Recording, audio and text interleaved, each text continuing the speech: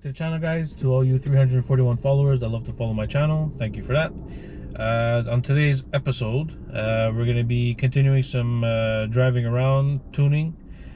Like I briefly mentioned in the last video, I have a Megasquirt 3 standalone computer for the VR6 Turbo. So I'm pretty well set on 15 psi. Now we're going to try to see if we can step it up to 20 psi and see if my injectors can hold up. And I'm pretty sure my maximum is going to be 20 psi with these injectors, the 440cc injectors from Bosch, the green tops or green giants, however you want to refer to them. Without further ado, let's get the car started and let's get some driving going.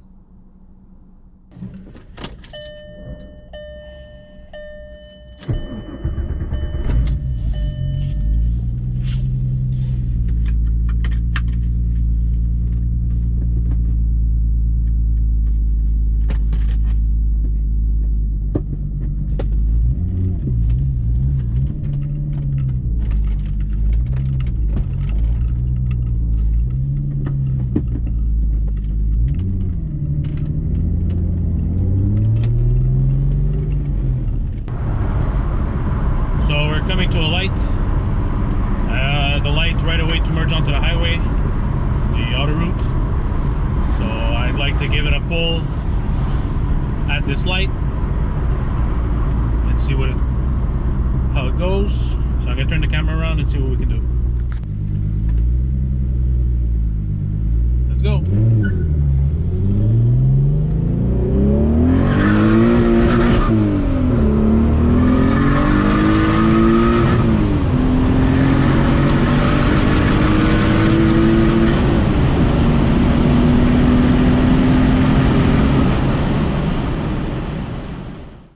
So the way I have it set up right now, I only get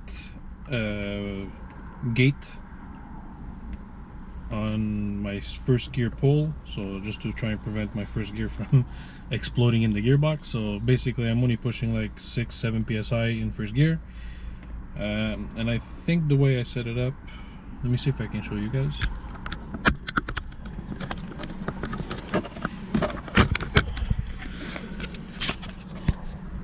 So again, I apologize for the crappy computer, but so going back to what I was saying, I have boost for speed.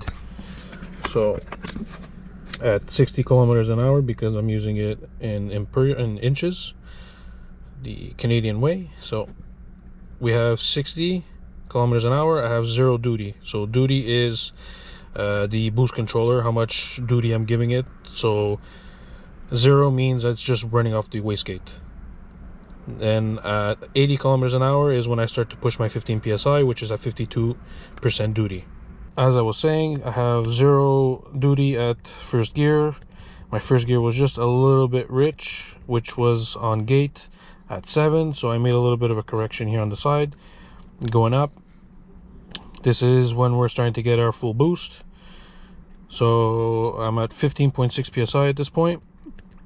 Our peak was 15.9, and our AFR was actually pretty nice here. It was perfect where I want it. So it's an 11.7 until we hit 7,000, when it gets a bit more rich. So I might be able to pull out like maybe another 0.5 here, just to say. So this is what I want to know. I want to know the duty, which is the duty cycle for the injectors, to know if I have space to squeeze in a little bit more boost so it doesn't lean out during boost. So if you run out of injector, means you're running too lean. Running too lean means you blow your engine, so we don't want that. So let's say peak, my duty is, let's say the highest I got was an 81.3 duty. So we're kind of close to the limit. Usually they say you don't want to run more than 100% of your injector, because you're always pushing your injector to the max. Personally, I think even 80 to running it at 100% itself is risky, because it's like, I mean, you're not always running it at 100%, but when you do those pulls, and it's always at 100%. It's like running your motor at 100%. Is it really good all the time? No, it's not. So maybe I'll end up having to upgrade the injectors at some point. But for test purposes, I think my 200 kPa sector on my fuel map is actually pretty well done. Let's just see what it looks like. Yeah, maybe I'll take out another one here. Whoop, that's two. Just to blend stuff up. Going on with this stuff from now on, I think what we're gonna do, because I want to be trying conservative on the gearbox, we'll stick with what I said earlier with the duty for the boost controller. For first gear, we'll keep it at 0, which I had mentioned is about 6 to 7 psi. 80 kilometers an hour, we'll keep it at 52% duty, which gives us our 15.9 maximum of psi. And then 100 kilometers an hour is when we'll up it to a new duty, which, like I mentioned at the beginning of the video, I'd really like to have 20 psi, so I'd have to kind of work at it slowly and see if my injectors can handle the 20 psi. I do have an upgraded fuel pump, the in-tank fuel pump, and I do have a 4-bar fuel pressure regulator, so that does help my injectors a little bit. Okay, so I've made some corrections. I changed the duty for the boost to 75 from 52. So we'll see what response we get out of it.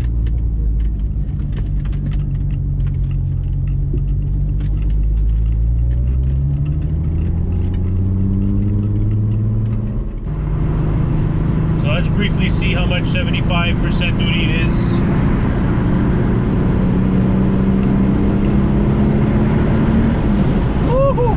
That was too much. I backed out there.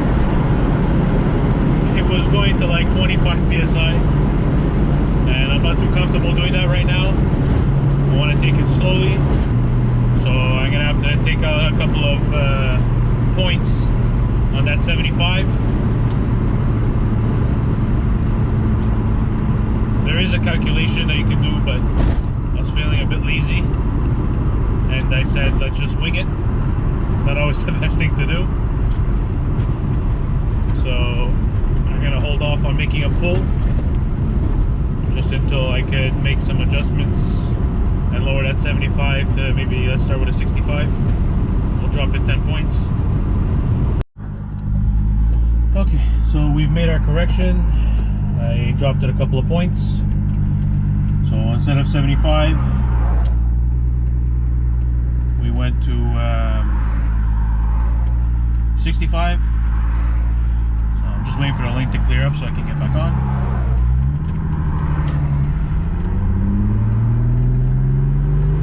All right.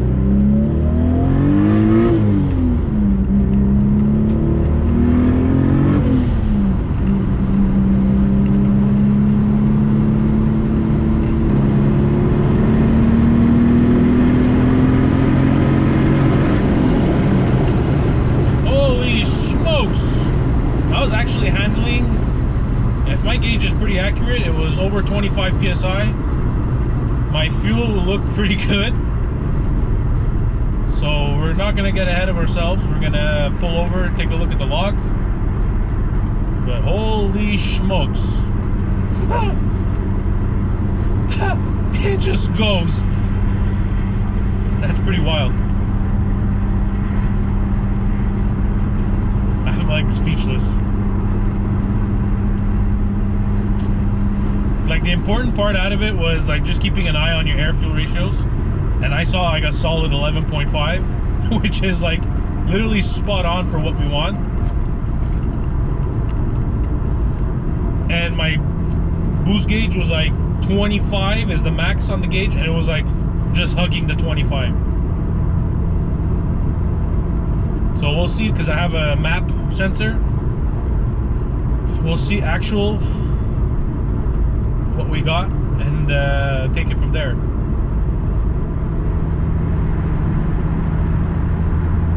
Wow.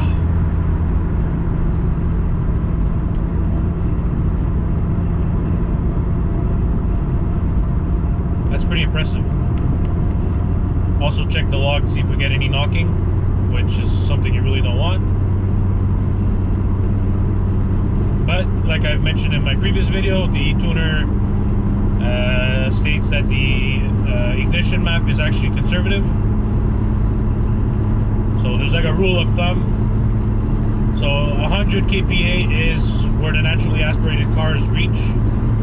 Anything 100 over 100 kPa is where turbo boost is engaged, I guess you could say. So there's a rule of thumb. What I was getting at is that usually you take out 1 degree of timing for every PSI of boost. So, and he says that's the conservative way. And when he fine tunes it, he can add a bit more timing. So in theory, you might get like 0.5 degrees of timing retard above 100 kPa. So a 1 PSI to 1 degree of timing is usually conservative. Oh man, I'm tempted to do another 25 PSI pull.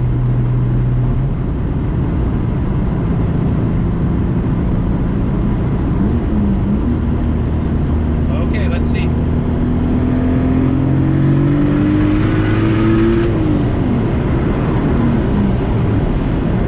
Holy moly.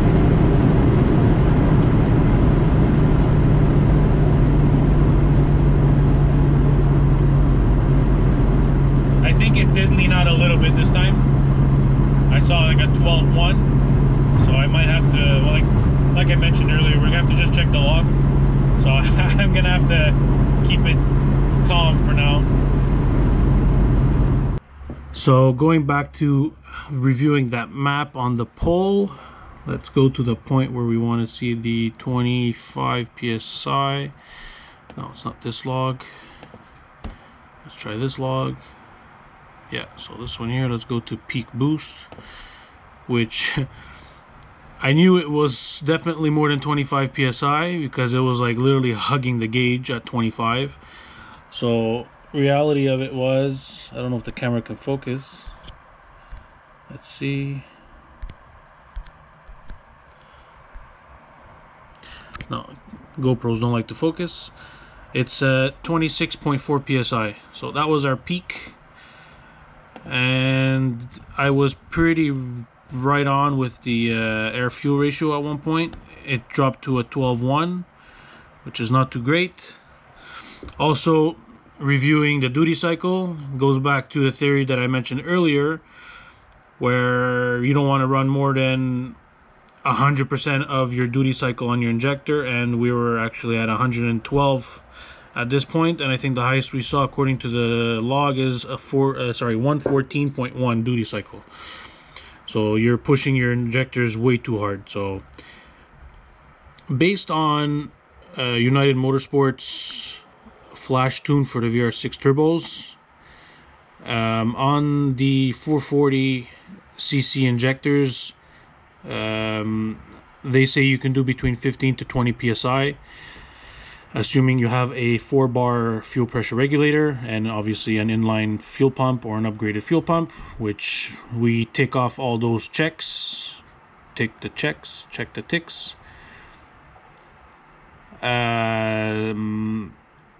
So that's pretty much what I anticipated. We're going to be maxing out at 20 psi. So it's awesome to see that the engine actually held up 26.8 psi, but realistically we can't be doing this because it's pushing way too hard on the injectors, and God forbid one of them stops working, we just blow everything up. So it was nice to get that one and done at 26 psi, but for now, based on the setup, we're going to be running only 20 psi, and I actually made some adjustments. So we started with the settings for the boost controller. So we started off at a 52. My initial change was a 52 to a 75, which was way too much. That was probably going to boost like 30 plus psi. Then we changed it to 65. Then 65 was still way too much, which gave me 26 point something psi. Now I dropped it to 57 points, so from 52 to 57, and that precisely gives me 20 psi on the nose. So let's go back to my log, another log, max boost, which here we reached 20 psi on the nose, and the duty cycle in this area, you range between 90 to 93, which is literally your maximum that you want to go on your injector, which still is a bit high up there, but for now that's literally the maximum that we can push. And the AFR is still a bit on the rich side towards the end, but the overall of it is still pretty good. So I made some adjustments to my map, my fueling map. So we went from 200 to 300 to 400 kPa. 400 kPa is way too overkill for me right now, so I took out that 400, replaced the 400 with the 300 at the top, which gave me an extra cell here for a 250 kPa, which is perfect. So I'll be able to nail my 20 psi to 25 psi when the time comes, pretty spot on. So I already made some adjustments last night to this. So this area is pretty well good to go. And that's that, guys. So going back to what I was saying, it's something really impressive to know that you literally built the engine yourself, put it in the car, and it just performs fantastically. So I did a compression check as well this morning. Everything checks out, so everything's perfect. I have a 12% variation between cylinders, which is exactly what we want. I think Volkswagen specifies 15 to 20% variation, if I recall correctly, which is literally beautiful. I say 12%, but I think it might be even more, 10%. But no leaking with my oil turbo return line, which is also a plus. The front oil cooler, it's starting to sweat a little bit. I think it's just a cheap Evil Energy brand cooler that is defective, so I'm probably gonna order another one and replace it under warranty. And that's pretty much it, guys. Before we end this video, I'd just like to mention also that I did end up changing the wheels. Unfortunately, the BBSs were actually really nice. I really like them, but I think they had a couple of dents in them because they were causing me to shake at high speeds, as well as the big rim at 18-inch with a thinner profile tire was causing me to torque steer quite a bit. So I ended up going down with these 17-inch Long Beach wheels. I'm not a fan of the black powder coat on them, to be honest. Be curious to see what everybody else's opinion on it is, but I don't anticipate keeping them too long. Hopefully next season I can just swap out the rims. I'll keep the tires because the tires are literally like brand spanking new. So I drove around with it today doing all these pulls, and it drove really nice with these thicker tires. So I think that's what we're gonna have to aim for. We're gonna have to aim for 17s with a thicker tire.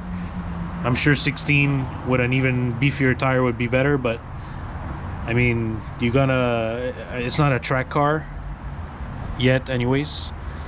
So for now, I think we'll just leave it like this. Worst case, next season we'll switch out the wheels for something nicer and take it from there. So I think that's gonna end today's video, guys. Honestly, it was a really big milestone today. So hitting 25 psi, actually 26.8 precisely, was such a feeling that I can't describe. Building everything yourself in your garage for the first time in your life, just based off of being a car enthusiast and having a passion for the VRs and just really going out of your comfort zone. I mean, I've been working on cars all my life, but like nothing involving like taking the head off, changing pistons, gapping rings, checking clearances, tolerances, blah blah blah. So this was like a whole game changer for me. I don't even do this for a living, so it's like it's such an achievement, such a feeling of accomplishment. And who knows what happens next, you know? So it's like they say, once you hit your goal, you always want more, and you want more, and you want more. So time will tell where this project takes us, but for now I'd like to stick with our 25 psi, 30 psi, and see where it takes us. If it becomes too powerful and not fun to drive, we might have to try and find a medium where you get that power and drivability. So it's one step at a time. That's what a project is. And that's pretty much today's video, guys. So honestly, I appreciate everybody for watching, everybody for encouraging me with this project. And we'll see where the road takes us. And that's going to be for today's video, guys. So if you like today's video, give me a thumbs up. If you have any comments, put them in the comment section. I'd love to have a chat with some of you guys. Give me your opinion on the wheels. Like I said, I personally don't like them, but for now it's going to make do. And that's it, guys. So once again, thank you. Thank you, thank you, thank you. I'm Johnny, and this is the VR6 build.